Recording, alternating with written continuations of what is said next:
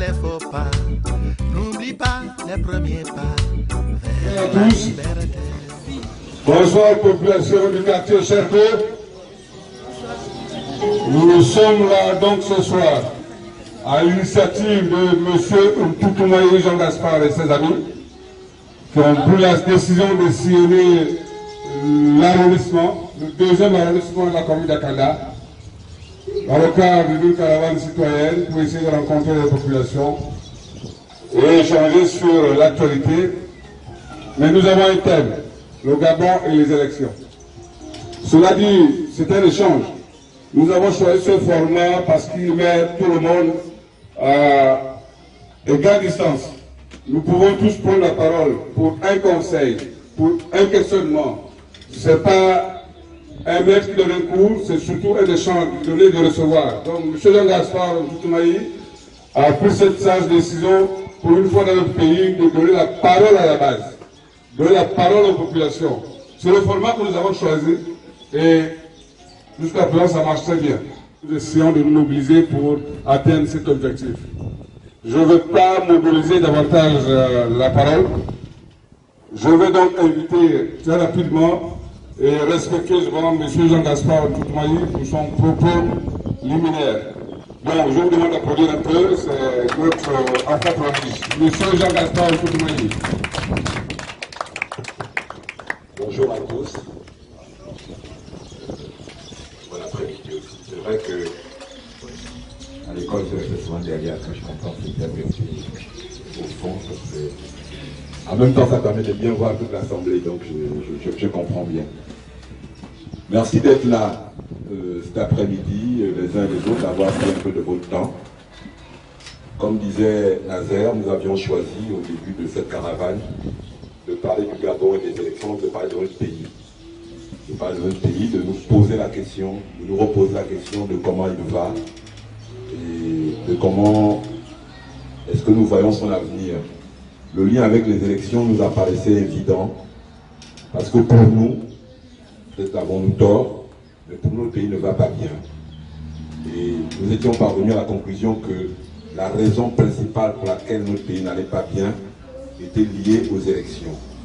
Était liée au fait que dans une société moderne qui se veut démocratique, c'est le cas de notre pays, c'est l'ambition que nous avons pour notre pays, le commencement de tout est de convenir de ce que ce sont les citoyens qui doivent choisir leurs dirigeants et assumer à partir de là les décisions et les actes de leurs dirigeants.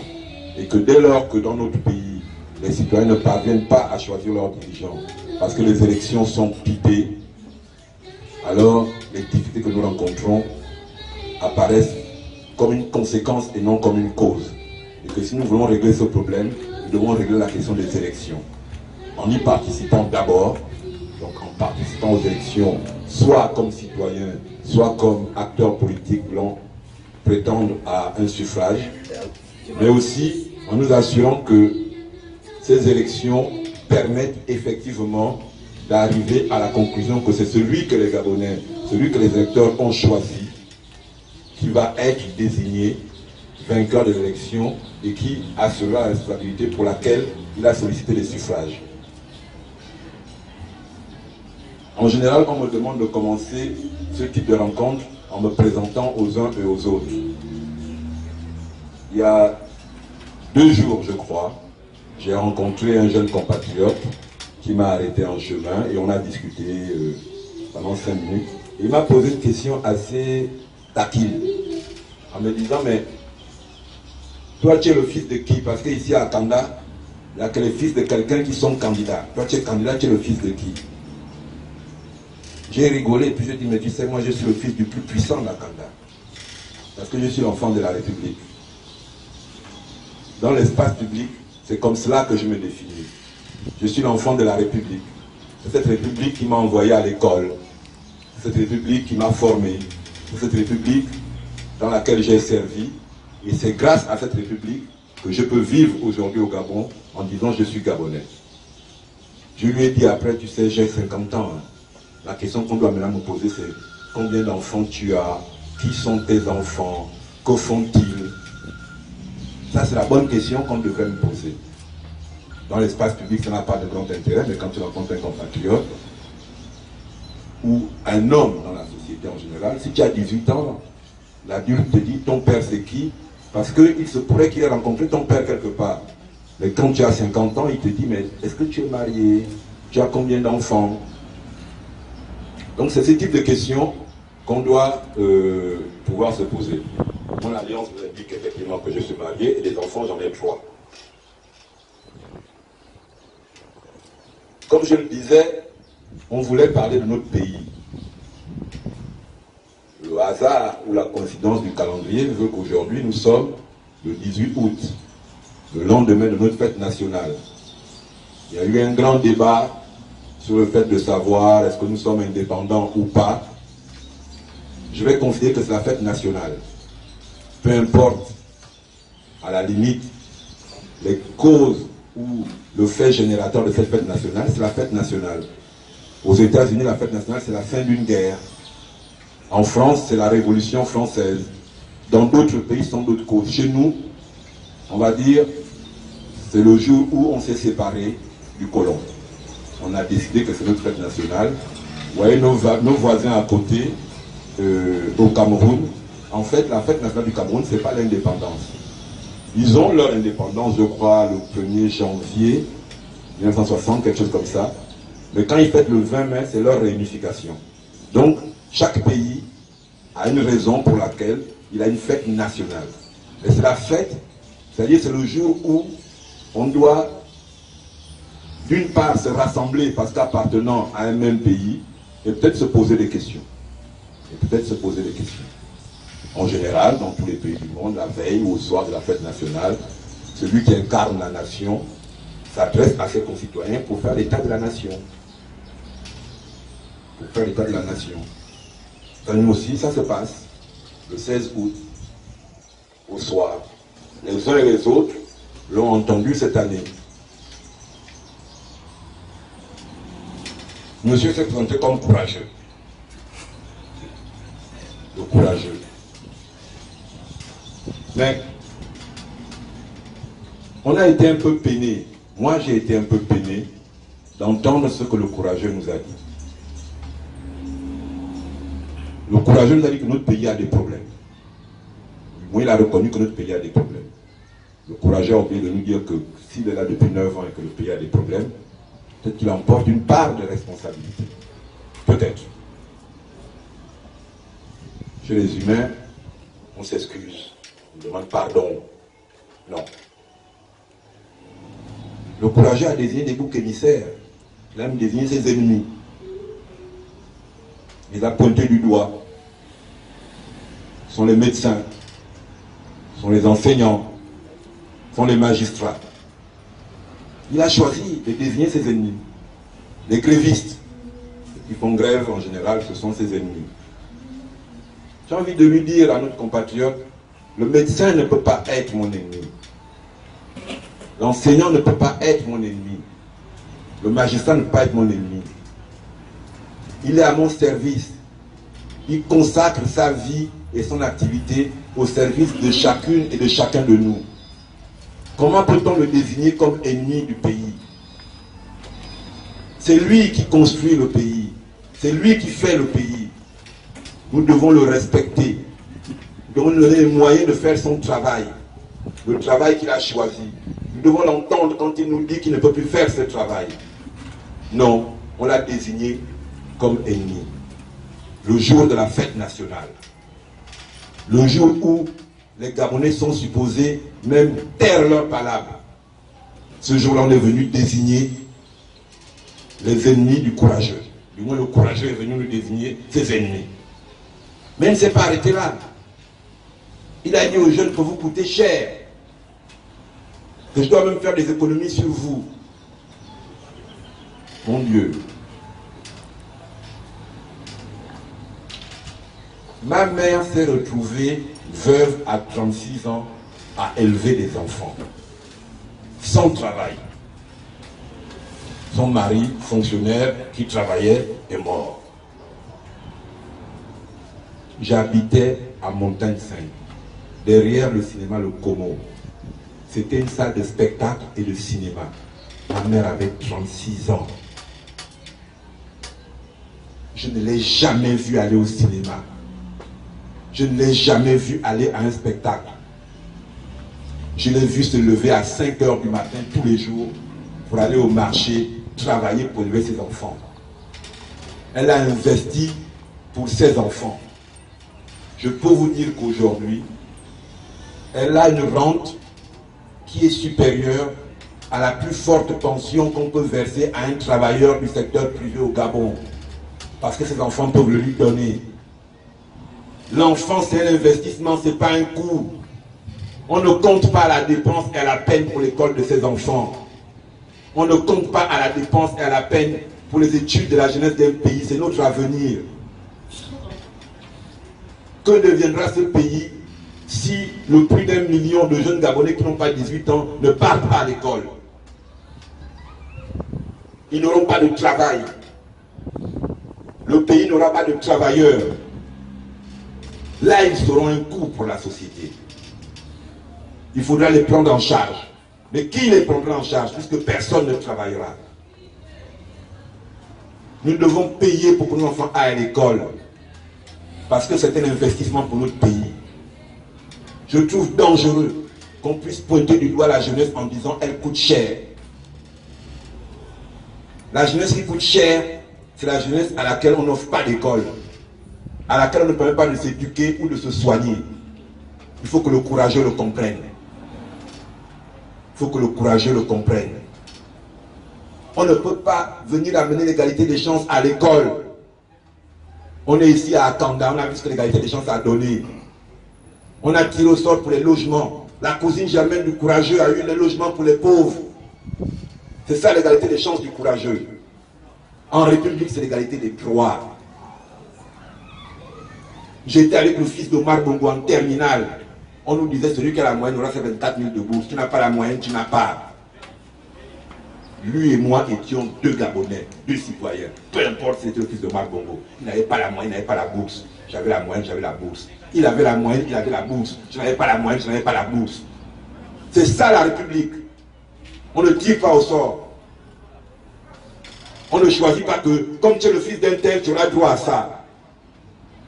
Est-ce qu'un jeune Gabonais de 18 ans qui travaille, on lui dit, en fonction des revenus de tes parents, tu ne payes pas d'impôts ou tu payes des impôts? Au nom de quoi maintenant? Parce qu'il a l'université, on dit non, en fonction des revenus. Non, c'est en fonction de son travail qu'il aura sa bourse. En fonction de son travail à l'école qu'il aura sa bourse. Il faut dire ça aux courageux. Il faut dire aux courageux qu'il a tort de penser qu'on peut construire un pays comme ça. Pire encore, le courageux s'est permis de comparer le Gabon à l'Allemagne d'Hitler. Le courageux a comparé le Gabon au Rwanda de 1994. J'ai envie de dire aux courageux, qui sont les Hutus au Gabon? Qui sont les Tutsis au Gabon? Le 17 août, on ne parle pas de ce type de choses. Et surtout quand on occupe une certaine position. Un Gabonais n'a jamais tué un Gabonais.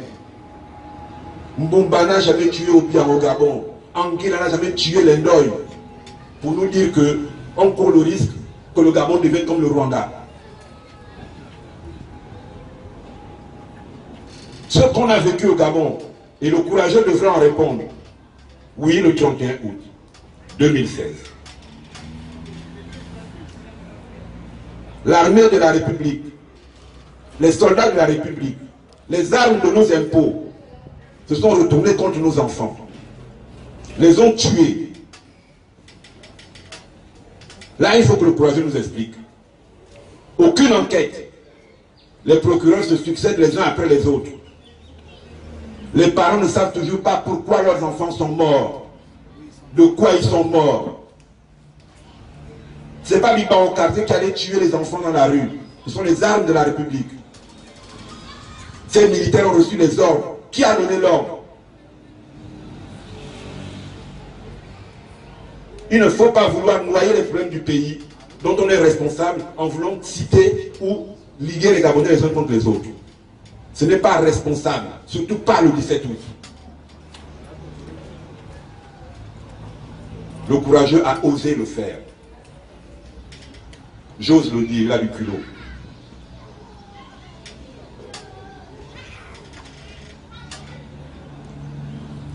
Ce sont ces choses-là qui nous font dire qu'il faut qu'on parle de notre pays, parce que notre pays ne se porte pas bien. Il se permet de le dire, et il peut le dire, parce qu'en réalité, des Gabonais, ils s'en fichent complètement. C'est normal, vous ne l'avez pas élu. Quand vous allez de choisir un président en 2009, alors qu'il était candidat, vous avez choisi Obama. En 2016, alors qu'il était candidat, vous avez choisi Jean Ping. Il nous en veut, il vous en veut pour cela. Là est le propre du mal gabonais. Mais que le courageux sache qu'il peut vivre au Gabon heureux et épanoui, même s'il n'est pas président. Ça existe, les autres Gabonais vivent comme ça, bien. Ils font des enfants, ils élèvent leurs enfants, ils vont en vacances, ils font tout, sans être obligés d'être président. Le courageux doit savoir qu'il peut faire autre chose dans la vie. Les Gabonais n'en peuvent plus de dire que leur pays va mal. Nous irons aux élections bientôt. Nous irons aux élections bientôt. Ils ont combiné les élections législatives et les élections locales. Nous avons réussi ce que nous avons réussi en 2016.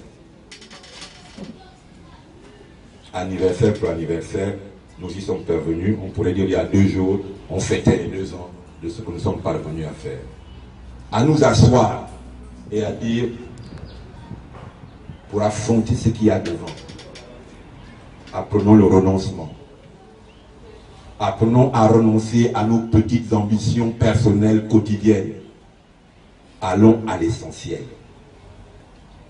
C'est ce qui nous a amené à choisir Jean Ping et à faire en sorte que Oyemba, Zouba, Ngoulakia, qui avait comme tout Gabonais légitimement le droit de prétendre aussi à cette élection, à dire on va se retirer, on va laisser Jean Ping être devant, on va se mettre en rang serré derrière lui et on va pousser. Et on a poussé. Et on a gagné. Et c'est parce qu'on a gagné qu'on a massacré nos enfants. Ce que nous nous donnons tous de cela, c'est 2 choses. 1, aux élections, il faut y aller. Et il faut y aller en rang serré. Il faut y aller en rang serré. Ce n'est pas facile de demander à quelqu'un de renoncer à une ambition personnelle. Ce n'est pas évident. Je puis vous dire en 2016 les drames que nous avons vécus. Mais au résultat, quand nous sommes arrivés en Kembo, on a su qu'on avait réalisé quelque chose de grand. Refaisons-le. Nous nous battons pour le refaire. Cette fois, c'est 143 endroits. On a même encore multiplié les difficultés. Non seulement c'est 143 députés, mais il y a plus d'une centaine de collectivités locales pour lesquelles on doit se mettre ensemble en rang serré. Ah, quand on doit chasser les voleurs de terrain, il y a les voleurs de terrain, on doit les mettre à la porte. C'est ce que les populations attendent. On doit se mettre en rang serré pour y arriver. On ne doit pas dire c'est moi le plus fort. On doit dire ensemble, unis, on est fort. On l'a prouvé et on le sait. C'est ainsi qu'on doit aller à ces élections.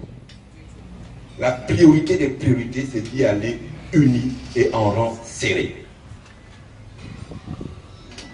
J'ai toujours dit aux gens, c'est quand l'intérêt général sera préservé que chacun trouvera son compte. Si on arrive à préserver et à sauver l'intérêt général, chaque individu trouvera son compte. Mais ceux qui pensent que la somme des intérêts particuliers fait l'intérêt général, qu'ils aillent regarder quand il n'y a pas de feu rouge comment ça se passe. Les intérêts particuliers se disent c'est moi qui passe en premier, c'est moi qui passe en premier, tout le monde est bloqué. L'intérêt général, c'est écoute, attends un peu, on laisse passer celui-là. Quand tu attends, vous êtes déjà passé, vous attendez. C'est ça l'intérêt général. De dire on veut tous passer, mais pour pouvoir tous passer, on va laisser passer les gens, les uns à la suite des autres. Faisons-le pour notre pays parce que notre pays en a besoin. Le Gabon décline sous nos yeux. Le Gabon décline. Un pays qui est jeune ne peut pas être dans un pays où il n'y a plus d'espérance aucune. Pour discuter avec les uns et les autres, je ne connais plus de Gabonais qui peuvent te dire j'ai un projet pour 5 ans. 6 mois déjà apparaît comme le long terme pour les Gabonais. Tellement l'avenir paraît sombre, bouché. On ne sait pas où on va. On essaie de vivre au jour le jour, de gérer le quotidien. Quand un enfant ose dire qu'il va faire médecine, on pose les mêmes questions en disant 8 ans, est-ce qu'on va tenir 8 ans d'années d'études de médecine? Fais d'abord vite un BTS, ça dure 2 ans comme ça, après on verra. On ne construit pas un pays comme ça. On a besoin de retrouver de l'espérance. Je le disais la semaine dernière, nos jeunes ont besoin de rêver et de réaliser leurs rêves. Un petit Gabonais a le droit de devenir pilote et de devenir pilote, c'est du talent. Un petit Gabonais a le droit de dire que je vais être chirurgien. Même si ça prend 14 ans, je vais le faire et il va y arriver. Les petits Gabonais ne peuvent plus rêver aujourd'hui. Le jeune que j'ai croisé, il est banquier de formation. Il était chauffeur de taxi, ici à Akanda. Quand on a discuté, je lui ai juste dit, tu sais, dans une autre vie, j'étais ingénieur. Personne ne s'en souvient. Je suis devenu fonctionnaire, administrateur économique et financier, inspecteur des finances et tout ce que tu veux. Fais du transport, tu as le talent pour développer ton transport, tu as un taxi aujourd'hui, tu peux en avoir 2, 4, 6 et tu pourras faire fortune avec ton taxi. Fais ce que tu peux faire, fais-le bien. Ton talent t'aidera à y arriver. Je veux que les talents s'expriment ici à Akanda, ici dans notre pays. Je suis heureux de voir quand je vais dans des restaurants ici.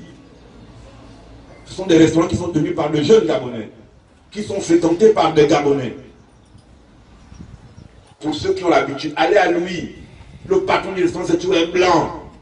Si ce n'est pas un blanc, tu n'as pas envie d'aller manger. Ici, c'est des jeunes Gabonais qui tiennent des restaurants. Tu manges bien dans un établissement de qualité. C'est-à-dire que nos compatriotes ont du talent. Ils peuvent le faire, ils savent le faire. On ira au municipal. Moi, je dirais aux gens, on est à Akanda, on va d'abord manger et consommer à Akanda. Comme ça, on aidera nos compatriotes qui sont entrepreneurs ici à prospérer. Ce n'est plus la peine, si je cherche un stylo, de prendre la voiture, d'aller au centre-ville pour aller chercher un stylo. Si je peux le trouver ici à Akanda. Allons plus loin. Si mon enfant doit aller à l'école, bon, moi ça commence à être un peu du passé, mais pour les plus jeunes, il faut que l'enfant puisse aller à l'école à moins de 10 minutes de sa maison.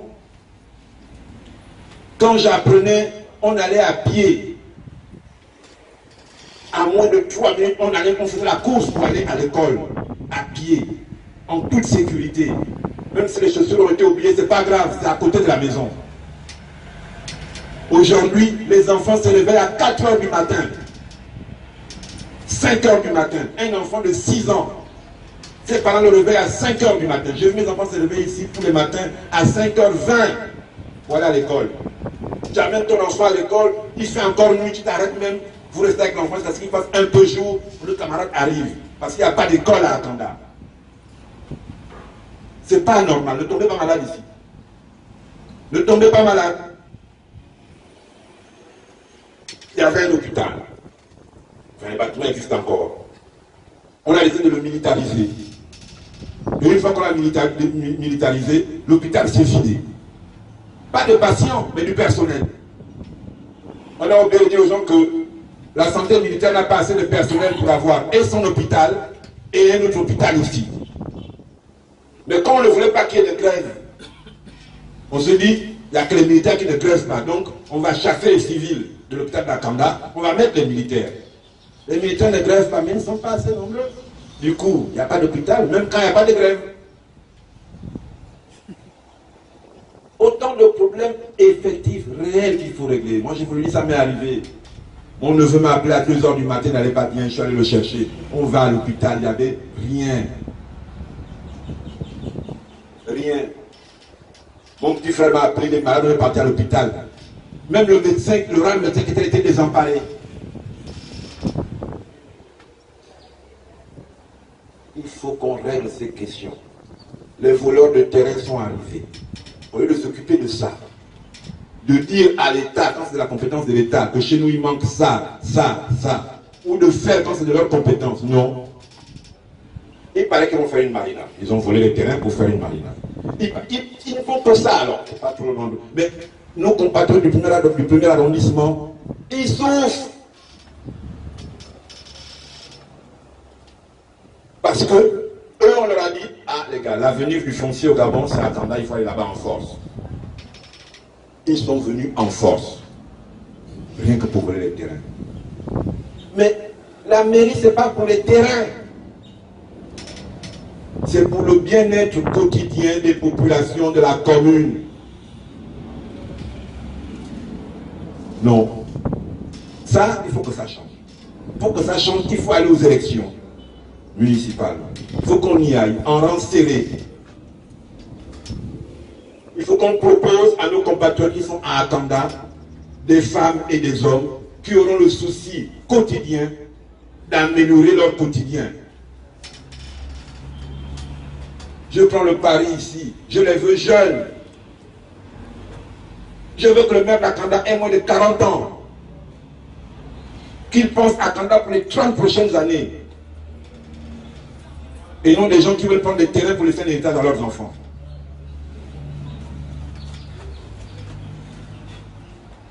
C'est de toutes ces questions-là que je voulais qu'on puisse discuter cet après-midi. Nazia le disait au début. Vous savez, un meeting, c'est simple. L'homme politique vient, il dit la messe, il part. L'avantage d'une causerie, c'est qu'on peut s'interroger mutuellement, on peut échanger, on peut se donner des conseils, on peut apporter les uns les informations aux autres. C'est un peu l'avantage des échanges qu'on peut avoir cet après-midi. Et je suis à l'écoute des uns et des autres, soit pour répondre à des questions, soit pour entendre les suggestions qui peuvent vous être formulées. Je vous remercie.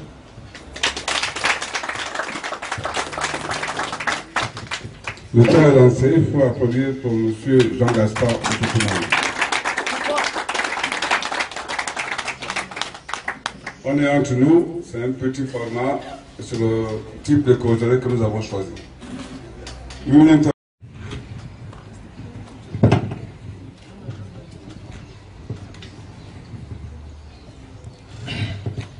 J'ai perdu l'habitude des micros debout comme ça, si je n'ai pas de jambes. Mais c'est le Gabon qui n'a pas de jambes. J'ai l'habitude de dire à mes étudiants que regardez-moi bien.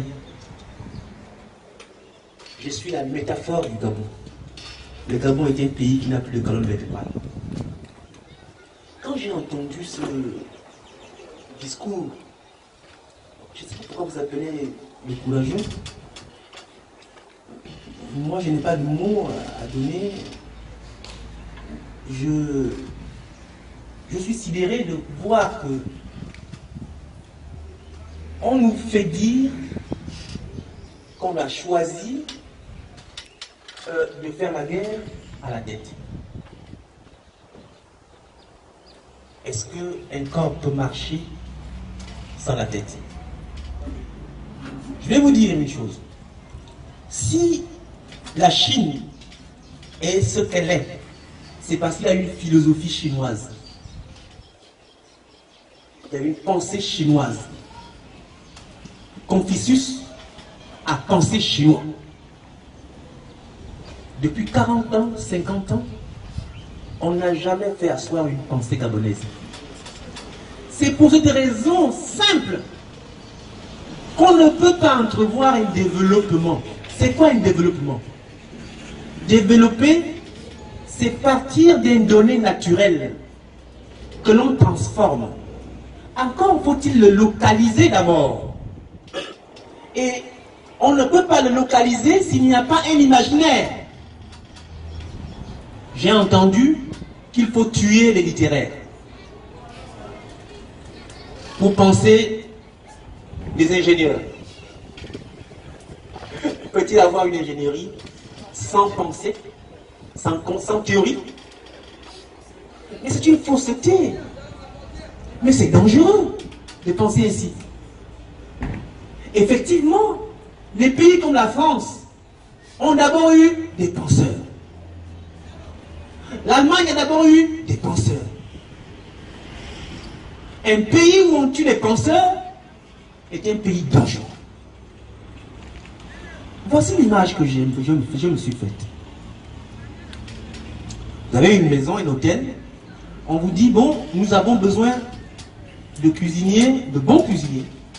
Nous avons besoin de bonnes femmes de ménage. Nous avons besoin de personnes pour la comptabilité. Nous avons besoin de tout ce qu'il faut comme technicien. Bon, mais on n'a personne pour faire la publicité, pour qu'on sache où se trouve l'hôtel. Nous n'avons pas de personnel pour pouvoir accueillir les invités. Dites-moi, votre hôtel sera rentable? Hein? Je ne sais pas si ce hôtel sera rentable. Vous aurez un investissement, mais vous n'aurez pas du tout à entrer dans vos fonds. Le Gabon a besoin de tout le monde.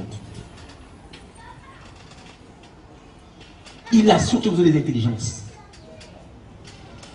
J'ai voulu, cher Gaspard, demander, et j'ai déjà demandé à un propriétaire d'une chaîne de télévision qui se trouve ici à Kanda, de venir voir ce que fait un chercheur, un universitaire. Qu'est-ce qu'il a comme boulot? Quand on nous fait comprendre qu'il faut lui enlever, lui amputer 300 000 francs de son salaire, pour qu'il vive avec quoi? Est-ce qu'on sait ce que c'est? Ce qu'il faut donner pour écrire un article scientifique? On parle de littérature. Pour écrire un livre, je dépense à peu près 4 500 000. Un livre de 200 à 300 pages. Je dois écrire, et j'écris au minimum 2 livres par an. Allez-y regarder sur Internet. Je dépense combien? Pour les livres qui sont publiés. Je dépense combien pour ceux qui sont en préparation? Quel est mon salaire? Que ce n'est pas le chiffre. On n'est pas payé. Voilà. On se met à donner des chiffres. Ils ont été augmentés de temps. Mais un médecin, Gaspard, vous irez à l'Assemblée nationale. Je le veux, je le souhaite. Je vais vous dire pourquoi. Cher ami Lakanda, le discours que j'ai entendu est ce qu'on appelle le nivellement par le bas. On est en train de faire un nivellement par le bas. Qu'est-ce que ça veut dire? Pour être à mon niveau, le Gabon a demandé à dépenser combien pour être titulaire d'une HDR, habilitation à diriger des recherches. On doit nous protéger. Les génies sont à protéger. Mais nous sommes des vulgaires personnes dans la rue. D'HDR, de mon niveau, dans tout Akanda, on n'est que 2 à ce moment à parler. Pour ma discipline, au Gabon, on n'est pas 2. Et vous voulez dire que les Gabonais qui vont se heurter au domaine de la pensée avec les Occidentaux ne peuvent pas parler en vis-à-vis avec les autres parce qu'ils n'accéderont plus jamais à ce diplôme. Car c'est le minimum aujourd'hui pour diriger une thèse. Quand un Gabonais du CAMES va en France, grand professeur CAMES, pour aller à une thèse, il ne peut pas du tout être directeur, président du jury. Parce qu'il n'est pas HDR. Il nous faut former pour être en face des autres. Mais on nous dit, arrêtez de subventionner la formation, la littérature. Mais c'est quoi la littérature? Un sociologue est-il littéraire? Un anthropologue est-il littéraire? Un philosophe des sciences de Revol est-il littéraire? Quand on parle de littérature, quand je parle de nivellement par le bas, pour arriver à ce niveau, il a fallu bien dormir dans les salles de classe.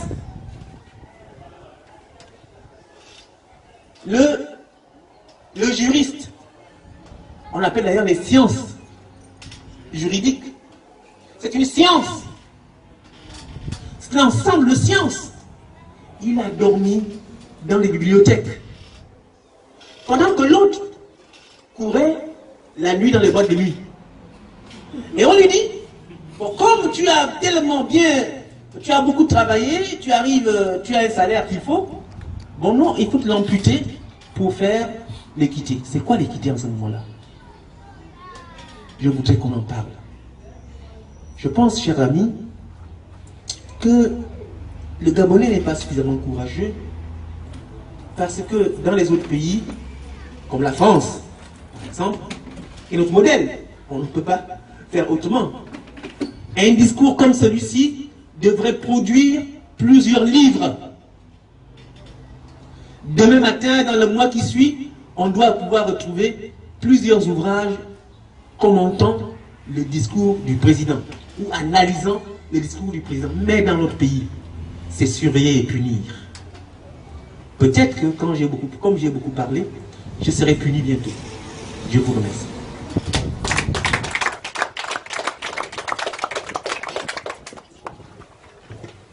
Merci, M. Mbono. Donc, le micro reste ouvert à la suite de M. Mbono.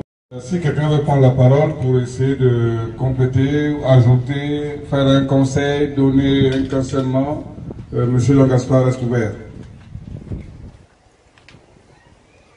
Ok. Présente-toi pour que je retienne ton nom. Monsieur Issono. Jean Gaspard vient de le. Excusez-moi, je suis un peu grippé. Souligner les problèmes qu'il y a dans le pays. Je pense qu'il serait intéressant pour la plateforme de la coalition de, je dirais pas de proposer, mais de mettre en œuvre un plan de redressement par rapport à la situation dans laquelle nous nous trouvons. Je pense que les problèmes qui sont à Kanda sont exactement les problèmes qu'il y a dans d'autres localités. Et donc je pense que si le message, ça c'est un conseil, si le message doit porter fort, il faut que la coalition, s'ils ont un plan de redressement, qu'ils s'engagent à expliquer aux populations qu'est-ce qu'ils entendent faire pour résoudre des problèmes auxquels nous faisons face. Aujourd'hui, on parle de 5 000 milliards de dettes. Les Gabonais, de toutes les localités, on aimerait entendre, ok, on a 5 000 milliards de dettes, qu'est-ce que nous entendons faire pour réduire cette dette-là? Qu'est-ce que nous entendons faire pour améliorer la croissance, pour créer je vais pas dire le plan d'emploi, mais pour résorber la crise du chômage? Qu'est-ce que nous entendons faire pour les problèmes d'eau, les problèmes d'électricité, les problèmes d'éducation? Je pense que quand on a un message unique et que tous les candidats ont ce message-là qui est porteur, au moins les Gabonais peuvent savoir que, ok, si ces gens-là demain, ils sont à l'Assemblée nationale ou à la primature, voilà exactement ce qu'ils entendent faire et voilà ce qu'il y a comme début de solution qui peut être apporté. Parce qu'aujourd'hui, on a l'impression qu'il n'y a pas de solution et que ça ne bouge pas, c'est une lenteur et nous, les populations, nous souffrons. Donc, si il peut y avoir un message porteur sur ces aspects-là, éducation, santé, crise de l'emploi, dette, je pense que ce serait vraiment intéressant que comme ça, c'est un message vraiment fort qui unifie les populations et qui nous associe par rapport à tous les candidats. Merci. Monsieur Jean Gaspard va prendre la parole tout de suite. C'est pas le commentaire ou le rajout.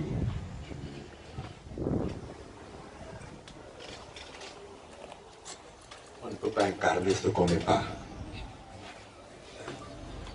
On ne peut pas incarner ce qu'on n'est pas. Vous savez, même dans les... Quelqu'un me l'avait dit un jour, on était étudiants.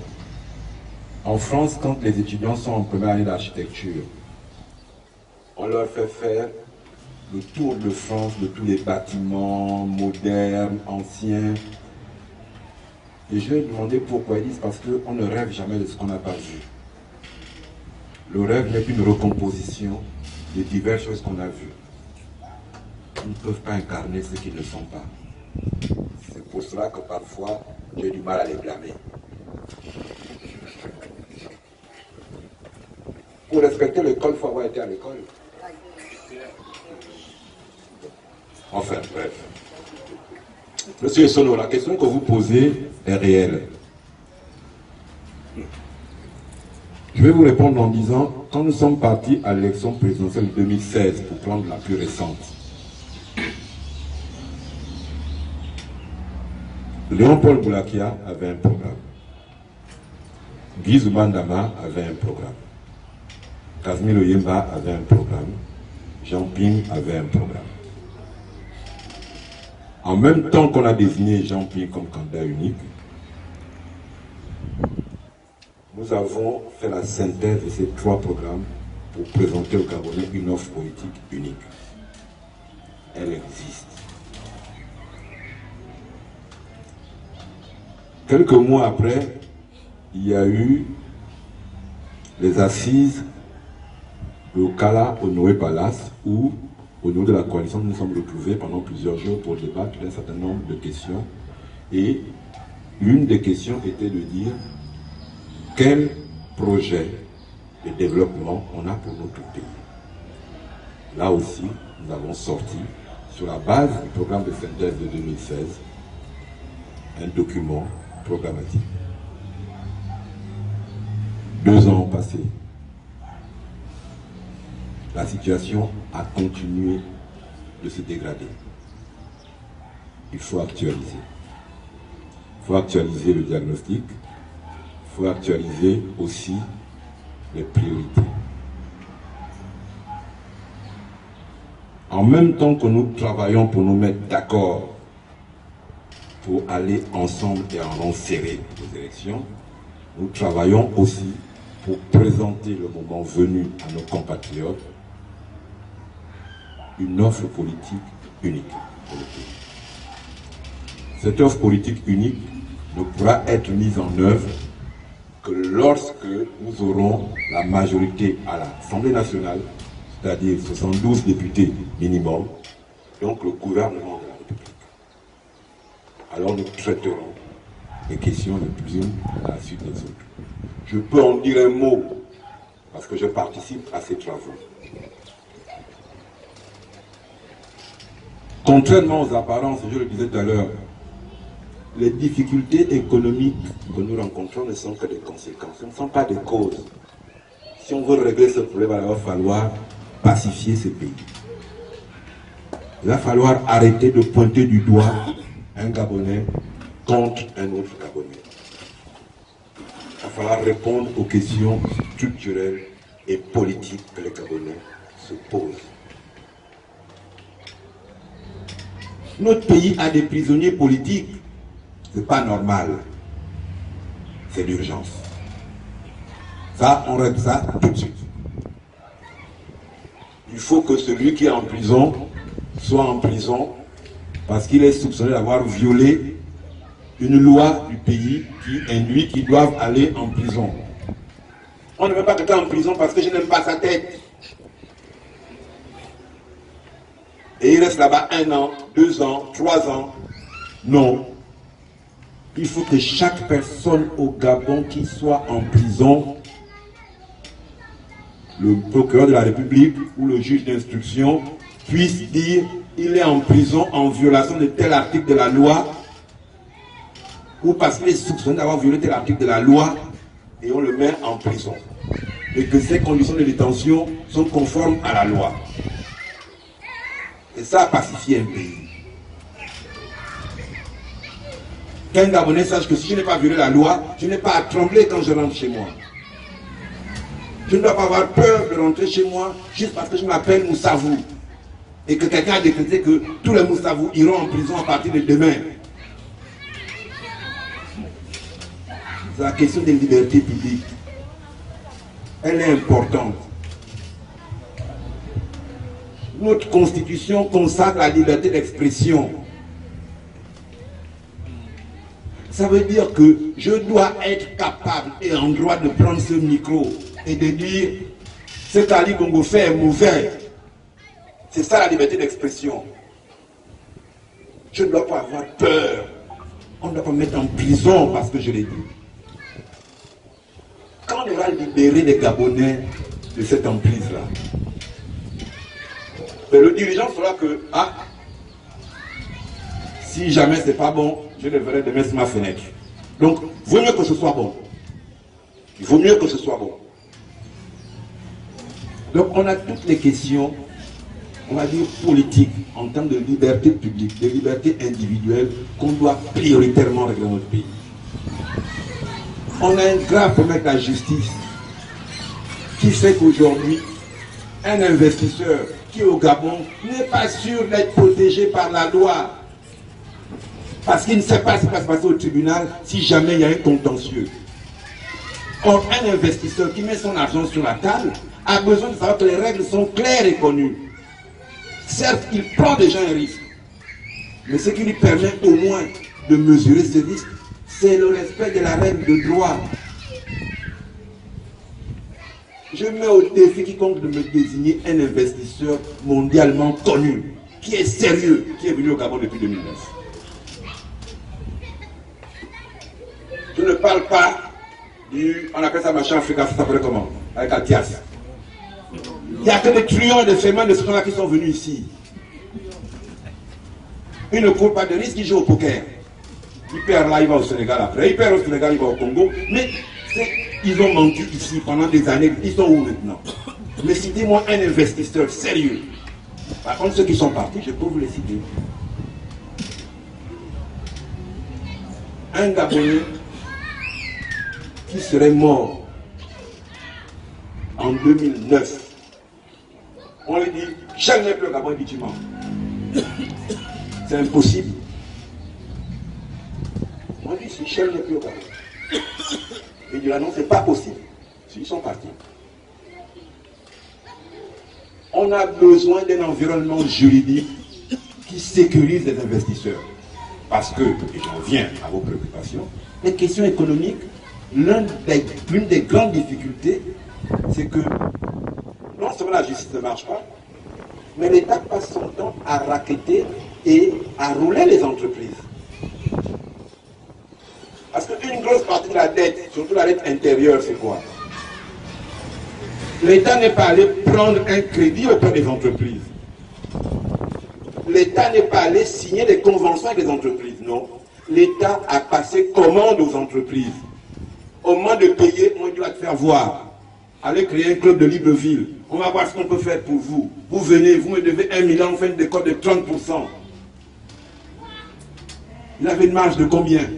Pour que de 1 milliard, il passe à 700 millions. Et dans les 700 millions, au club de Libreville, on dit, bah, écoute, nous ici, on prend encore 20%.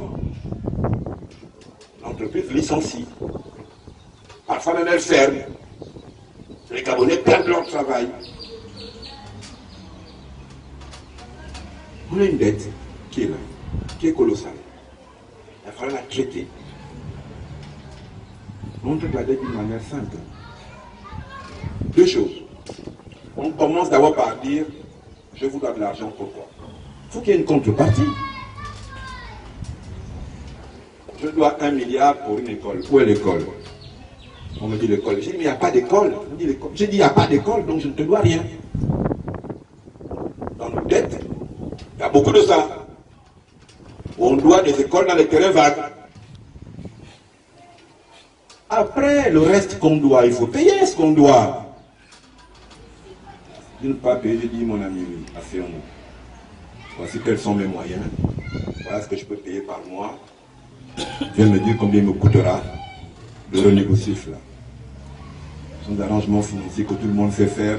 Quand à la banque, à un moment donné, vous avez un crédit, vous n'arrivez pas à le rembourser, le banquier vous appelle, écoutez, moi c'est réorganisé. On appelle ça un rééchelonnement bancaire tyrannique pour allonger la dette. Mais ce sont des questions techniques qu'on peut discuter. Il faut surtout être crédible, être fiable, avoir une parole. Et non dire aux entreprises, au mois de janvier, dans 2 semaines, 10 jours, on vous paye tout. Et puis on est au mois d'août. On commence à dire, là-bas, vous êtes des truands. Vous avez dit aux truands, moi, j'avais que vous le payez dans 10 jours.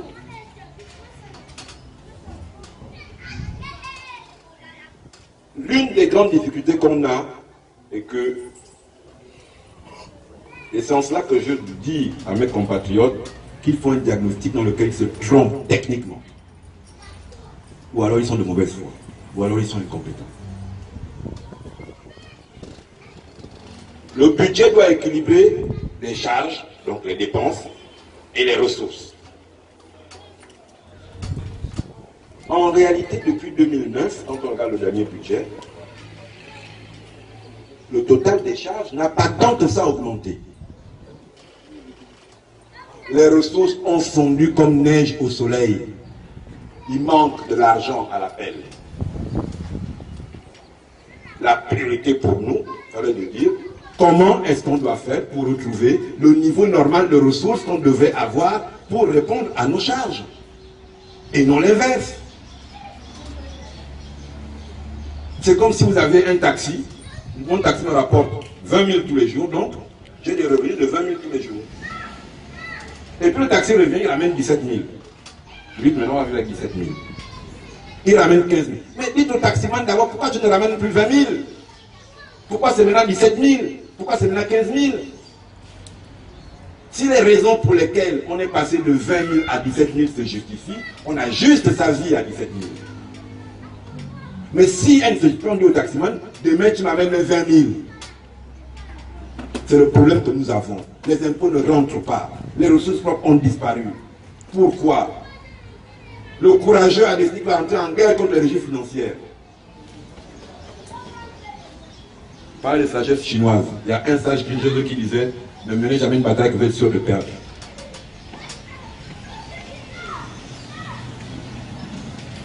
Comme on parle des enseignants, des magistrats et des médecins aujourd'hui, en 2014, le courageux est venu dire en janvier les régimes financiers gagnent trop d'argent, sont des truands. D'abord, je coupe à partir de demain. J'ai dit, j'ai décidé. Ça nous coûte ça maintenant. Les services publics de l'État qui sont en charge de rechercher les ressources de l'État ne produisent plus les ressources. Il faut faire la paix avec eux. Avec les syndicats, c'est le rapport de force. Quand il y a des faveurs, tu négocies. Parce que eux, ils se sont ajustés au quartier. Ils se sont ajustés au quartier. L'opérateur économique continue à payer beaucoup. Hein. Dans la caisse de l'État, il en rentre très peu. Pour faire la paix avec les régies financières. Deuxième chose, par rapport à 2009, quand, je prends l'exemple simple, quand un baril de pétrole à 10 $ rapportait 2 $ à l'État, aujourd'hui il rapporte 1 $. Il y a 1 $ là qu'il faut qu'on nous ramène. Il y a 1 $ qui a disparu quelque part là. Il faut qu'on nous le ramène. Ça permettra d'avoir déjà optimisé les ressources du pays. À partir de là, on pourra se dire, est-ce que les charges auxquelles on doit faire face sont trop importantes ou pas? Et on pourra régler les problèmes. Parce qu'aujourd'hui, la mauvaise foi du courageux vient de ce que les caisses sont vides. C'est ça le problème du courageux. Les caisses sont vides. Il se raconte des histoires à lui-même. Quand le FMI prête 50 milliards, on dit déjà que les 50 milliards qui vous sont prêtés maintenant, voilà le chemin. On a les échéances de dette. Du troisième trimestre, c'est tant, vous payez. Il n'y a pas un copain qui revient au Gabon. On n'explique confiance à personne. On nous prend pour les moins que rien. On a besoin d'avoir à nous de la crédibilité pour reconstruire notre pays. Donc pour synthétiser la réponse, c'est lui dire oui. Contrairement à ce que certains veulent faire croire, les candidats à la présidence de la République ne sont jamais venus les mains vides. Ils sont avec des programmes sérieux, qui ont été travaillés par des Gabonais sérieux. Et là, nous allons, c'est vrai, les élections législatives, il faut un programme de gouvernement. Nous devrons en présenter un aux Gabonais, qui sera en réalité l'actualisation de ce que nous avions produit en 2016. Je vous remercie.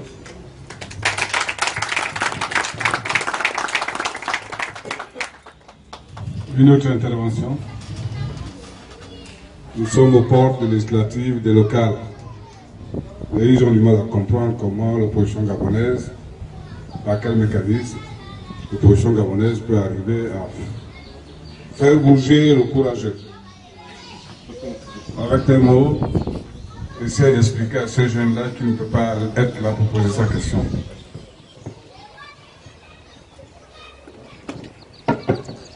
Merci. On va faire simple. Nous allons aux législatives, nous avons besoin d'avoir la majorité à l'Assemblée nationale. Parce que c'est la majorité à l'Assemblée nationale qui permet au camp qui a la majorité d'avoir le gouvernement de la République, donc en réalité, dans les faits, de diriger le pays. Contrairement à ce que l'on veut faire croire aux gens, c'est comme ça que ça se passe. Il y a 143 députés à l'Assemblée nationale. Si nous en avons 72, c'est nous qui déciderons du gouvernement. Parce que aller à l'Assemblée, c'est pas l'affaire de Mtutum va être député. C'est insuffisant. C'est insuffisant. La preuve tout à l'heure, quand il a posé la question du programme ou de l'offre politique, ce n'est pas le programme de Mtutum. Mtutum ne peut pas avoir de programme à l'Assemblée. À l'Assemblée, il y a des camps politiques. Chaque camp a sa vision du pays. Le courageux a sa vision que nous avons éprouvée. Nous avons notre vision, la coalition. Et pour mettre en œuvre cette vision, nous avons besoin que sur les 143 sièges de députés qui existent, nous ayons la majorité. 72 au moins. On ne boudera pas si on en a 120, parce qu'on pourra faire de meilleures choses. On ne veut pas 140, parce qu'on n'est pas au parti unique. Il faut quand même que le courageux continue à parler. On sera là. Et nous pouvons y arriver. Nous pouvons y arriver parce que nous savons que majoritairement, dans notre pays, nos compatriotes ne votent pas pour le courageux. Donc, j'ai presque envie à mes compatriotes, je n'ai aucun doute sur leur vote. Je n'ai aucun doute sur leur vote. J'ai deux défis à relever. Un qui relève d'eux, l'autre qui relève de moi.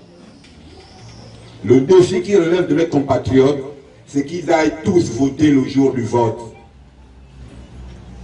Ça, c'est le défi qui est le défi des Gabonais. Qu'ils aillent le jour du vote voter. Et comme je dis, qu'ils votent pour eux. Si chaque Gabonais vote pour lui, notre camp sera majoritaire. Parce que notre camp, c'est le camp des Gabonais. Donc que les Gabonais aillent voter. Le deuxième défi nous concerne. Nous, les responsables politiques. Nous concerne. Un, allons unis pour ne pas créer de troubles à nos compatriotes. Deux, surveillons le vote. Le courageux et ces gens, ce sont des tricheurs. Ils tirent le maillot quand on joue. On doit surveiller le vote. Ici, à Akanda, il y a 19 bureaux de vote. On doit avoir un représentant dans chaque bureau de vote. C'est pas compliqué de surveiller le vote. Dans chaque bureau de vote, un représentant. On dit que le vote commence à 8 h, il arrive à 7 h. Il veille à ce que le vote se déroule bien. À la fin de la journée, on lui remet son PV. À 18 h. On lui remet son PV à la fin du vote. À 20 h, à Akanda, on saura comment les Gabonais parlent. Et partout au Gabon, pareil. Nous nous sommes préparés pour cela. Nous savons le faire. Je peux vous dire, en 2016, ce n'est pas ce qui nous a manqué. En 2016, 8 gouverneurs ont proclamé les résultats. 8 sur 9. Chacun peut faire les calculs aujourd'hui encore. Je l'avais déclaré à l'époque. À l'issue des déclarations des 8 gouverneurs, il était mathématiquement impossible aux courageux d'être élus. Mais avec eux, l'impensable n'est jamais loin. Ils ont osé. Ils ont osé. Ils ont attaqué le QG des agents. Ils nous ont tiré dessus. Les gens sont morts. Parce que dans les yeux, on les a battus. Parce que même quand ils tiraient le maillot, on a empêché qu'ils trichent. On sait faire ça. On doit le refaire.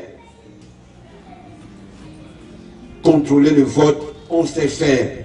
On doit le faire. On doit juste être sérieux. Quand je demande aux Gabonais d'aller voter, je dois aussi m'assurer de ce que je vais faire ma part de travail, qui est de surveiller le scrutin.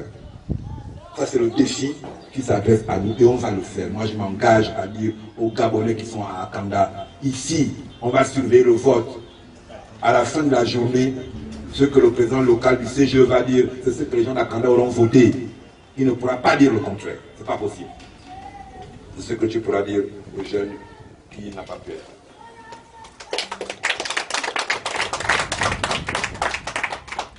Que ceux qui sont là prennent le micro pour poser soit une interrogation. Présente-toi mon frère et le micro est à toi. Merci. Monsieur Nkoma. La première est que il faudrait que notre frère nous donne un peu la clarté de la position pour cette bataille dans les législatives. Nous savons qu'il y a on va dire une division sur la question de participer à l'élection. Cette clarté-là, nous ne l'avons pas encore. Donc, si même il y a défection parmi les Gabonais qui veulent soutenir cette voie-là, l'inquiétude se fait à ce niveau.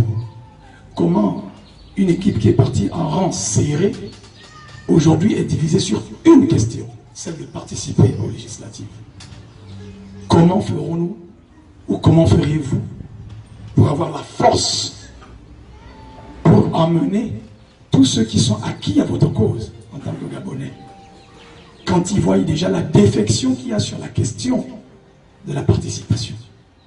C'est la première interrogation. La deuxième, qui est le corollaire de cette même question, qui vont ensemble, c'est que comment fait-on pour décrier un pouvoir, un système qui n'est pas légitime? On le dit tout haut. Apparemment, tous les Gabonais, même ceux qui sont du camp adverse, beaucoup le reconnaissent parce que nous sommes tous Gabonais. On se côtoie, on se parle. Il y en a qui vous disent carrément, effectivement,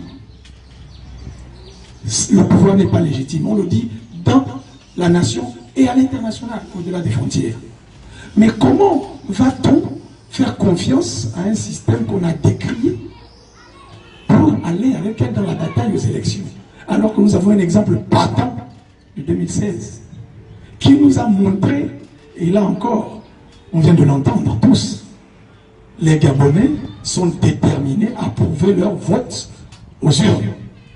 Mais le système de l'organisation fait défaut, puisque le résultat sera le contraire de ce que le Gabonais a prouvé dans les urnes. Nous avons tous la réponse. Alors comment fait-on pour faire confiance à ce système qui, lui, ne fait pas les élections pour les perdre? Aucun système au monde qui a le pouvoir ne fait des élections pour les perdre. Donc il usera de tous les moyens en son pouvoir pour pouvoir déjouer votre vote à l'urne. Puisque des deux côtés, tout le monde sait d'où la vérité va se faire. C'est que le Gabonais ira voter contre. Donc un carton rouge. Même le camp adverse le sait. Alors, ils useront de tous leurs moyens pour donner le résultat contraire. Comment fait-on pour faire confiance à ce système à qui on a dit qu'il n'était pas légitime, alors que ce sont eux qui organisent notre vote? Voici les deux questions. La CNR, la coalition, on va dire, est divisée sur la question de la participation aux élections. Je vais reprendre l'historique volontairement. pour vous. J'étais président de la commission communication de l'équipe de campagne de Jean Ping. Au lendemain de l'élection présidentielle, la première réflexion politique que nous avons adressée à Jean Ping au mois d'octobre 2016 était de dire nous devons participer aux élections législatives de décembre 2016 parce que nous sommes assurés d'avoir une large majorité et à ce moment-là, on renverse l'attaque. Le débat a mis du temps à prendre. Puis, lorsqu'on a décidé d'en parler,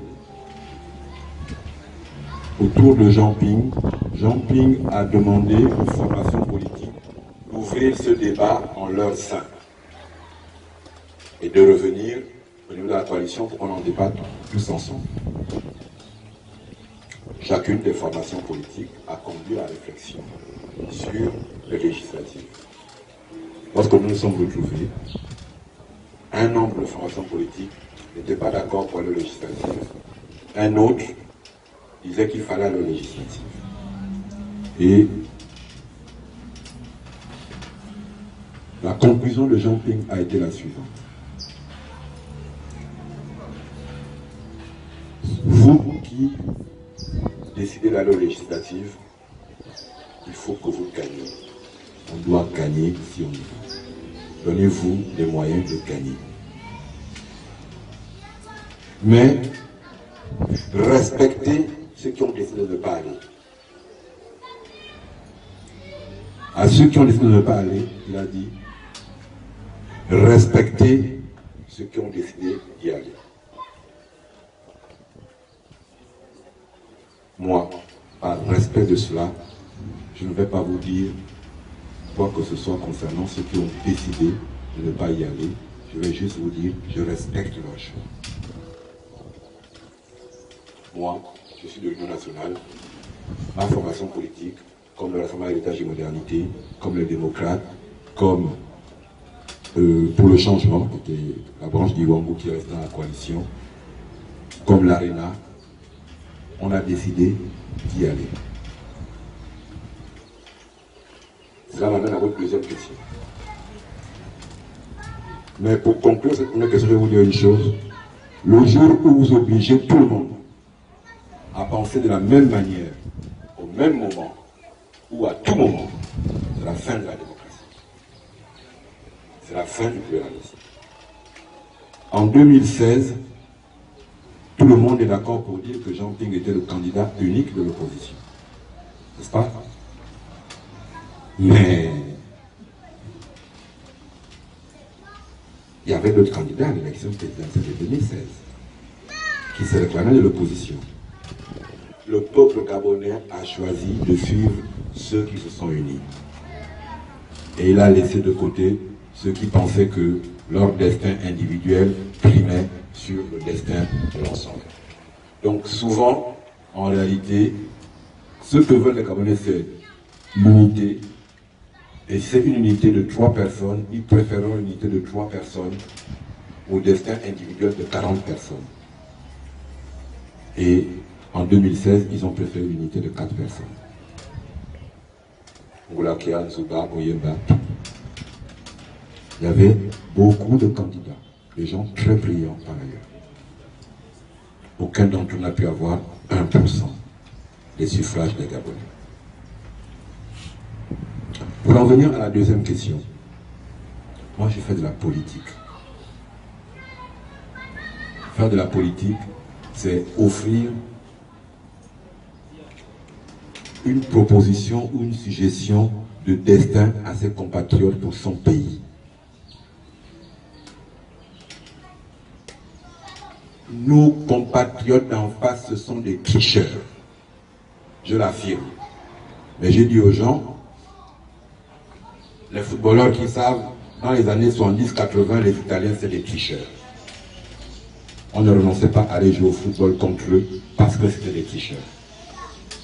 On prenait des précautions. Beaucoup de choses sont intervenues dans le football, les règles du football ont souvent évolué pour contrer les tricheurs, y compris des règles non écrites. Il m'amuse souvent à dire, les fabricants d'équipements, les équipementiers, ont fabriqué des maillots qui se déchirent vite à cause des Italiens, parce que c'était des tricheurs. Mais le courageux n'a aucune légitimité. Je ne lui reconnais aucune légitimité. Moi, personnellement, c'est depuis 2009 que je ne lui reconnais aucune légitimité. Mais, on va dire qu'on ne lui reconnaît aucune légitimité. Mais, je ne mets pas avec moi. Mon passeport, c'est le courageux qui me donne le passeport. Parce que pour avoir mon passeport, je m'en vais au CEDOC. Au CEDOC, le directeur général, c'est le directeur général du courageux. Ils ne sont pas légitimes, mais je dois voyager. Donc je m'en vais quand même chez le directeur général du courageux, demander mon passeport et avoir mon passeport. Je prends cet exemple anodin, pourquoi? Pour dire l'illégitimité ne doit pas justifier le renoncement.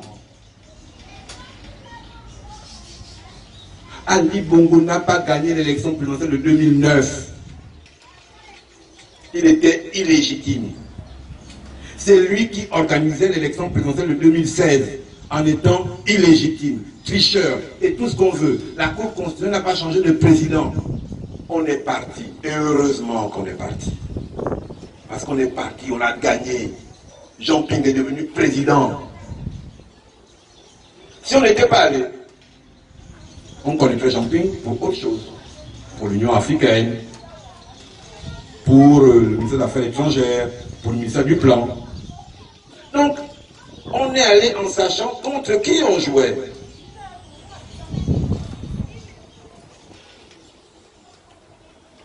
Je n'ai pas d'autre solution à vous proposer. Si quelqu'un a une bonne solution, qu'il me l'amène. Première chose. Si le fait de participer à ces élections entrave la bonne solution de quelqu'un, qu'il me le prouve.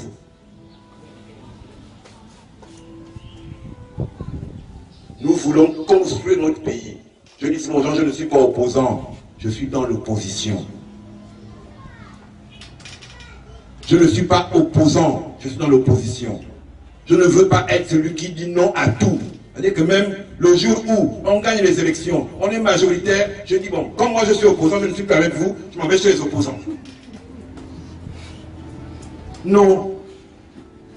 Cette bataille est à notre portée. Nous pouvons avoir même 100 députés au Gabon et diriger ce pays. Pourquoi nous nous refusons cela? Qui ignore qu'ici à Akanda, Jean Ping a eu 70% et Kali a eu 28%. C'est officiel.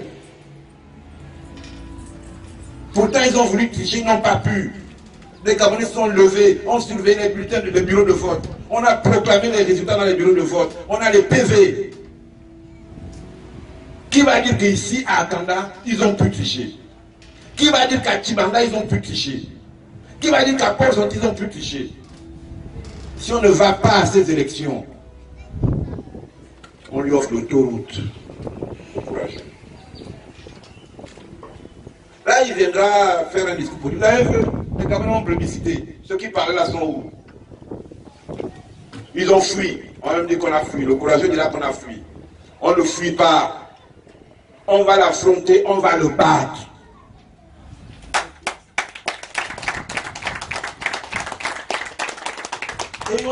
Je vous dis qu'il y a des gens qui ont dit à Jean Ping et à ceux qui sont allés en 2016, il ne faut pas aller aux élections. Il y a des gens qui ont boycotté l'élection de 2016. Vous n'en entendez plus parler aujourd'hui. Il y avait la DTE. C'était très à la mode à l'époque. Il y en a qui ont dit il ne faut pas aller. Je ne veux pas citer de nom parce que je ne veux pas être méchant. Mais il y en a qui ont dit de ne pas aller. Ils avaient raison. Je l'ai dit la dernière fois, il n'y en a pas ici, là. Même ce manguier qui n'est pas grand, personne ne peut l'abattre du premier coup de hache. Personne. Il faut cogner parce qu'il tombe. C'est ce qu'on fait. C'est ce que nos aînés ont fait. C'est ce qu'ils ont fait depuis 81 à la gare routière, ils étaient une dizaine de personnes. Ce qu'ils ont fait en 90, c'est ce qu'ils ont fait et qu'on doit continuer à faire. N'abandonnons pas, ne renonçons pas. N'abandonnons pas notre pays à des gens dont on sait qu'ils sont en train de l'abîmer. Si on ne part pas aux élections, on abandonne notre pays. On n'offre aucune perspective à nos enfants si on ne va pas aux élections. Moi, c'est ce que je pense. C'est ce que je pense. Si quelqu'un a une meilleure solution, qu'il la donne. Méfions-nous des solutions apparemment faciles, apparemment simples. Regardez la Centrafrique, regardez le Tchad, regardez la RDC. C'était les solutions faciles. Les États ont disparu là-bas. Les pays n'existent plus.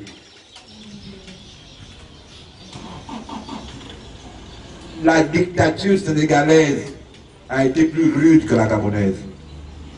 Même si personne n'ose le dire. Ouad était en prison. Ouad était en prison. Senghor le mettait en prison. Quand Diouf est venu, Diouf le mettait en prison. Niasse était en prison. L'opposition sénégalaise s'est battue pour imposer par le vote la démocratie chez eux. Aujourd'hui, on a même l'impression que le Sénégal est démocratique depuis 60. C'est faux! Parti unique chez eux jusqu'à quasiment en 82. Après le pluralisme régulé, en 2000, ils ont réussi le coup de force de créer l'alternance chez eux. L'avantage, c'est lequel? Là, j'étais au Sénégal, j'ai vu. Quand Ouad a voulu s'amuser à faire revenir en arrière les Sénégalais, ces électeurs lui ont dit, papa, ça ne passe pas. Tu dégages. On avait dit 2 mandats, c'est 2 mandats. C'est comme ça que la démocratie s'est installée, s'est imposée au Sénégal. Ça peut paraître long, ça peut paraître rageant, ça peut paraître frustrant. On est malheureux de 2016. On a gagné. On pensait qu'on allait pouvoir installer Jean Ping au pouvoir. Parce que c'est lui que les Gabonais avaient choisi. On n'y est pas arrivé. On fait qu'on reste couché. Non, on doit continuer. On doit continuer. Au nom de ceux qui, de diverses manières, sont partis avant nous en menant ce combat. On le leur doit aussi. On le doit aussi à nos enfants. Regardez, on est à Kanda. Il n'y a pas une commune au Gabon qui ressemble au Gabon autant que cette commune. Il n'y en a pas. Ce sont des Gabonais, par la force de leur travail. Ils sont allés à l'école, qui ont eu un emploi, qui ont cherché un terrain, qui ont construit un bien. Ils n'arrivent pas à s'épanouir. Quand il pleut, les maisons s'inondent. Quand ils aller au travail, ils font des... Enfin, ils ont fait ce qui fait que dans des pays normaux, ici, les gens devraient être à l'aise, se dire mon avenir est garanti, je n'ai plus de questions à me poser. Mais tout le monde ici s'inquiète de l'avenir, là où on ne devrait pas s'inquiéter de l'avenir. Et puis ils ont fait le job. Ils ont été au rendez-vous de la République. Ils sont allés à l'école, ils sont honnêtes. Je m'amuse, on a dit à mes camarades, à mes compagnons au parti, moi j'ai une chance, je suis dans la seule circonstance politique où tu fais tous tes meetings en français. Ici, il n'y a pas 10 voisins de la même ethnie. Il n'y a que des Gabonais ici qui sont voisins les uns des autres. Ils s'en foutent de savoir s'il est pour nous Téké. Il y a quelqu'un qui s'appelle Abbé Solo, fait attention, son père c'est Ngoumba. C'est ça ici. N'abandonnons pas ça. C'est pénible, c'est rageant. Mais pour notre pays, on n'a pas d'autre choix. C'est ce que je peux vous dire.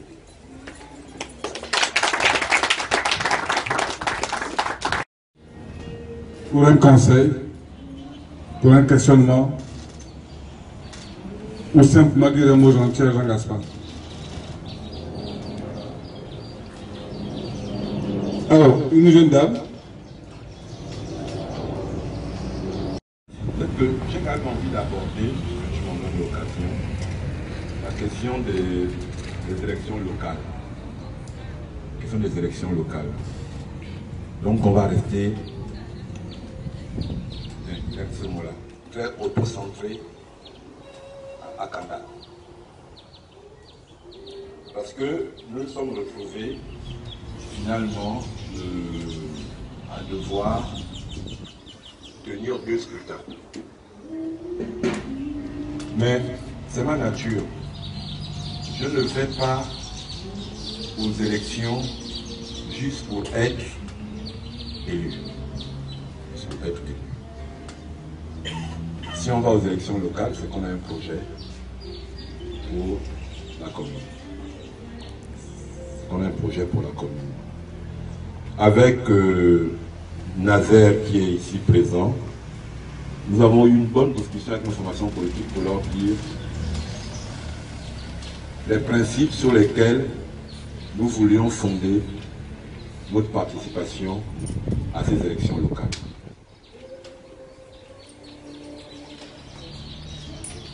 Nous pensons que le maire de Makanda ou le maire d'une commune ne doit pas être le représentant ou le défenseur d'un camp.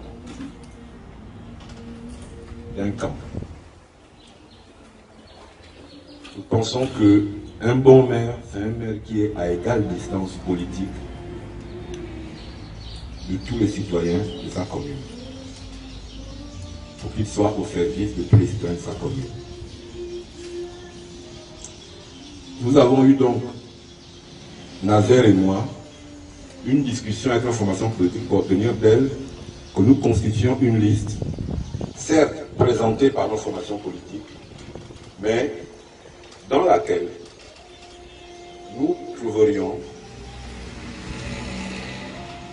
même majoritairement, si cela était possible, des habitants d'Akanda qui ne sont pas de nos partis et qui ont aussi de se mettre au service de la commune.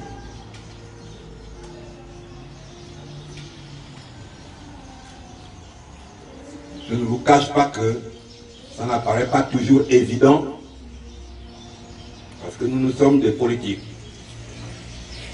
Mais en même temps, je suis heureux, Nazer et moi avons été heureux parce que on a quand même pu convaincre facilement nos partis politiques de la pertinence de notre démarche.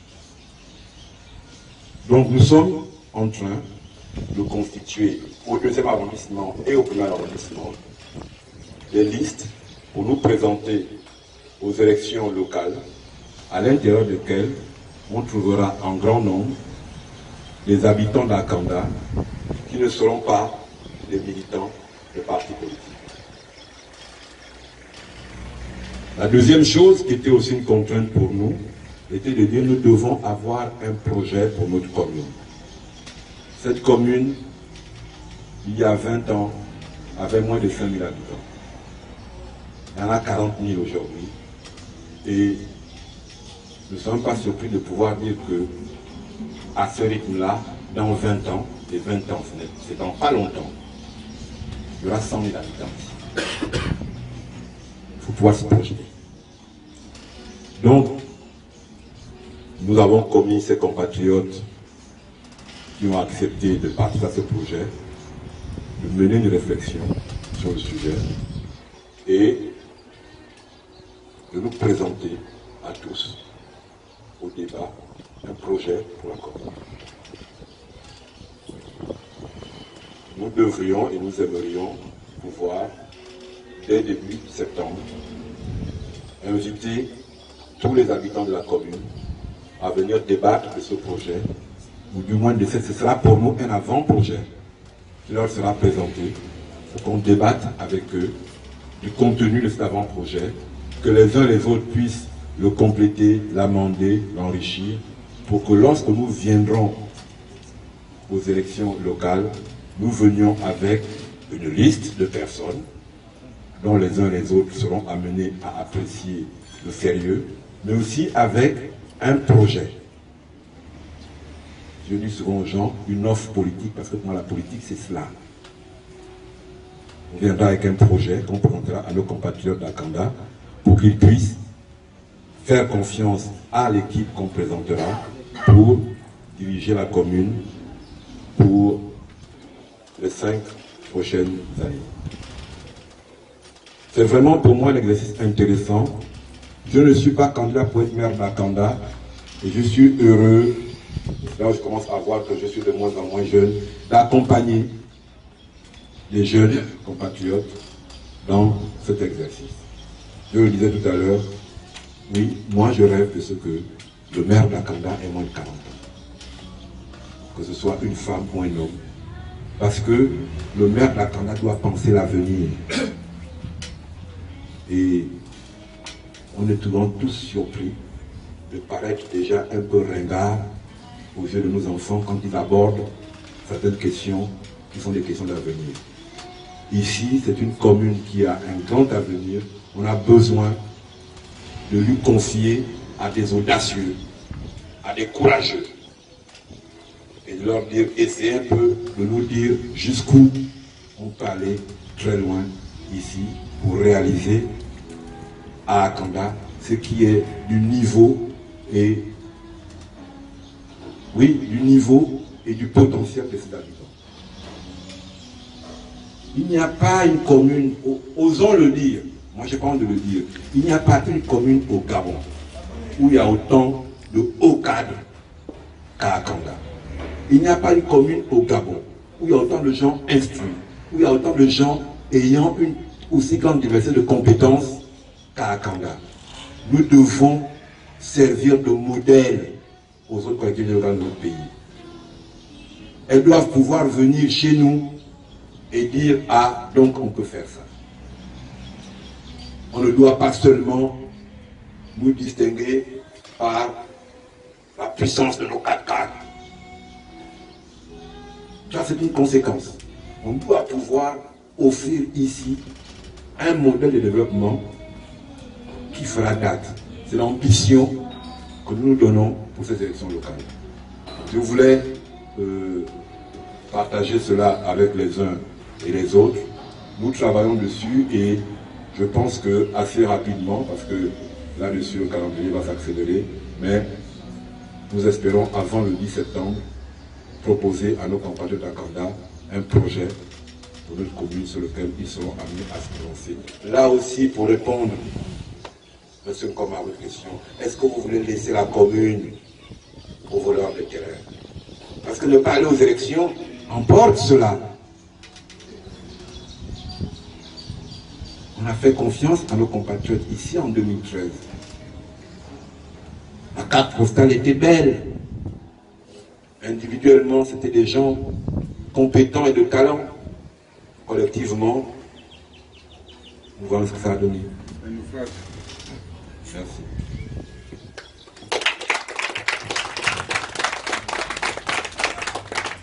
Les bonnes choses ont une fin. S'il y a une toute dernière pour la route, on prend volontiers. Pour quelqu'un, une dernière question qui veut intervenir. Pour quelqu'un, je vais réinviter le... Ah ouais. André, monsieur André. Moi, j'ai entendu parler de votre initiative seulement au travers d'un cousin. Bon, il y a mon jeune frère, mon petit frère qui vient d'arriver, qui lui-même n'était pas informé. Donc je me dis quand même qu'il y a un déficit en termes de communication. Parce qu'il faut déjà savoir qu'à Akanda, la plupart des gens qui votent, ce sont les jeunes. Il y a beaucoup plus de jeunes que de gens âgés ici.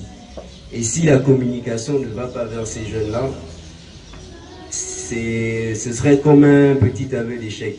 Donc je ne sais pas, est-ce que vous avez une stratégie que vous avez élaborée pour pouvoir être plus présent ou bien être plus proche de ces jeunes-là? C'est ça ma question. Je comprends votre préoccupation. On doit respecter les règles de droit. Ça veut dire que nous ne sommes pas encore en campagne électorale. Donc il y a une limite à la communication qu'on peut avec nos concitoyens. Si on déborde un peu de trop, là on commence à courir le risque Je vois les oukases, les gens qui ne savent dire le droit que dans un sens. Suivez mon regard. Donc, il y a cette prudence-là. Mais vous avez raison de parler de cela. Après, il y a un défi. Le vrai défi ici, c'est comment communiquer avec les gens d'Akanda. Comment communiquer avec les jeunes d'Akanda. La communication politique traditionnelle, on va dire on va faire du porte-à-porte. Ici c'est du portail à portail. À Akanda. Quand c'est pas le gardien qui dit patron il dort, c'est le chien qui vous accueille. Donc déjà, le côté même personnel, un peu compliqué. On n'a pas de télévision. Et même si on avait la télévision, regardez ici, c'est Canal. Ici, tout le monde, quand il regarde la télévision, c'est LCI, CNews, France 24. On n'est pas là-bas. Donc, là aussi, on a une barrière par rapport au type de médias. Mais, il y a d'autres solutions. Ce qui est vrai, c'est qu'on a besoin d'innover. En utilisant tous les outils technologiques dont on use, seulement ça prend du temps à se mettre en place. On fait une question de réseautage là-dedans, si vous voulez constituer des fichiers du destinataire. Et puis, on a pris des formats traditionnels, mais qui ne s'adressent peut-être pas aux jeunes aussi. Cette fois-ci, je veux dire, si j'ai des prospectus à distribuer, je les fais distribuer dans les magasins. Ici, à Maxi C'est Cadeau, à Prix Import et tout le reste. Mais comme les jeunes laissent leurs parents les faire des courses, voilà. Mais la préoccupation que vous exprimez est réelle. Aujourd'hui, on ne peut pas faire de campagne d'affichage. On n'a pas le droit de le faire. Quand on a le droit de le faire, on le fera. Aujourd'hui, on n'a pas le droit de le faire. Un. De deux, mon expérience politique me montre que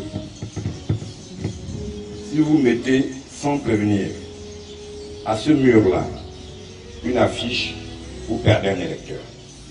Ou deux, en fonction du nombre de personnes qui habitent là-dedans. Paradoxalement, hein, quand vous êtes en zone rurale au village, si vous sautez cette barrière sans mettre d'affiche, c'est là que vous perdez l'électeur.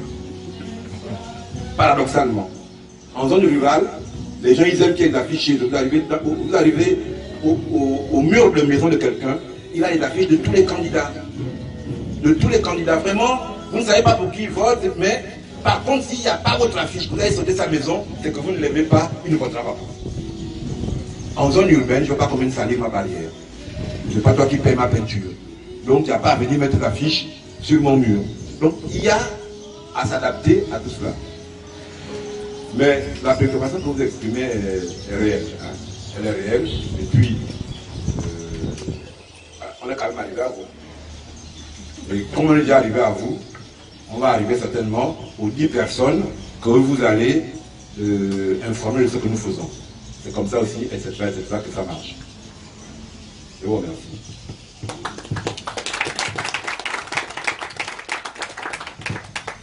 Nous allons donc mettre un terme à cet échange-là. À vous tous d'avoir été là. Pour moi, c'est toujours un plaisir de discuter avec mes compatriotes.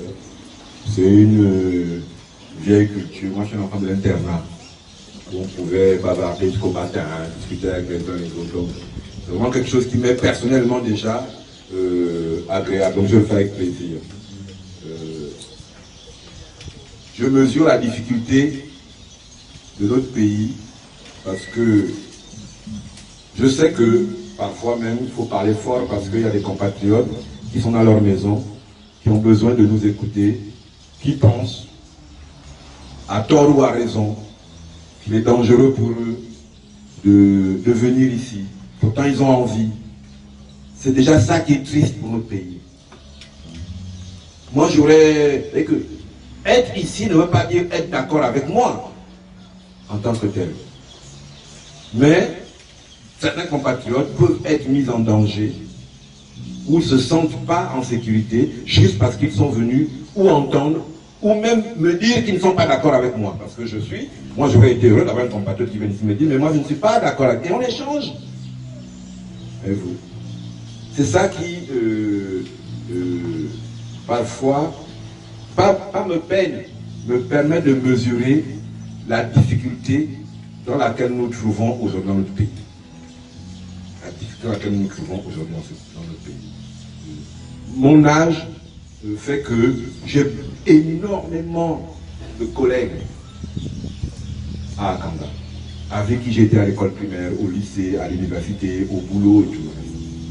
Donc, je sais pouvoir mesurer ça.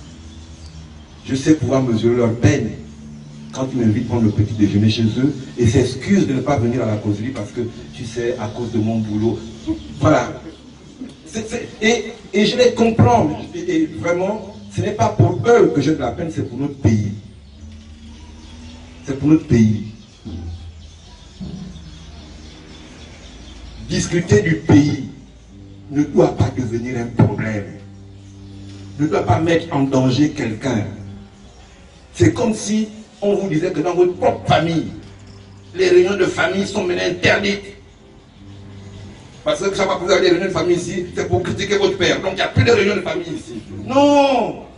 On se réunit en famille parce qu'il y a un mariage, il y a un retrait de deuil. Voilà. On va même dire qu'il n'y a plus de réunions à partir de maintenant. C'est simple. Quand il y a un deuil, RTL monnaie tout le monde. Non, on fait comme ça. Vraiment, voilà. C'est-à-dire qu'on se retrouve ici pour discuter, pas pour dire qu'on est d'accord, pour dire ce qu'on pense, pour exprimer les points qu'il y a, pour dire qu'on est d'accord si on est d'accord, pour dire qu'on n'est pas d'accord si on n'est pas d'accord. Pour dire qu'on n'est pas d'accord si on n'est pas d'accord. Dans mon parti politique, je prends cet exemple-là tout bête. Un des responsables dont je suis le plus proche s'appelle Casimir Oyeba. À un conseil national qui est l'une des instances les plus élevées de parti, on avait un sujet au débat. J'étais assis à côté de lui. Nous n'étions pas d'accord du tout. On a passé une journée ensemble à nous lever chacun son tour pour dire tout m'a tort, parce que. Et je me lève pour dire non, le premier ministre m'a tort, parce que, à la fin on a voté. Ni lui, ni moi ne sommes devenus ennemis. Il faut qu'on puisse faire ça dans le pays. Qu'on accepte qu'on va aux élections. Celui qui a perdu, il appelle l'autre, il le félicite. Obama a fait les élections aux États-Unis, c'était son dernier mandat. Il s'est battu pour qu'Hillary Clinton soit président. Il a fait campagne pour elle. Elle a perdu. Elle a perdu. Le monde entier pense que Trump n'est pas terrible. Mais c'est lui que les Américains ont choisi. C'est lui qui est président des États-Unis. Si c'est pas bon, dans 3 ans, ils vont repartir, ils vont l'éliminer. Si c'est bon, on va confirmer.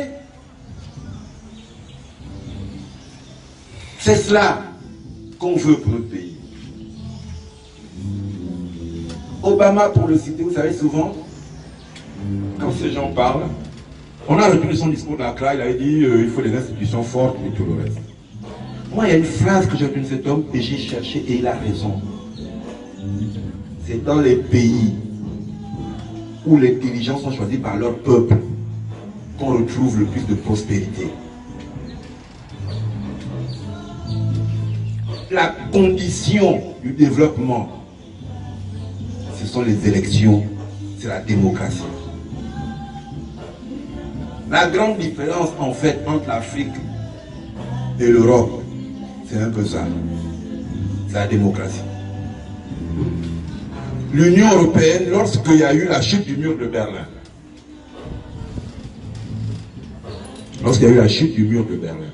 et qu'ils ont dit, bon, comment on règle le problème des pays de l'Est là?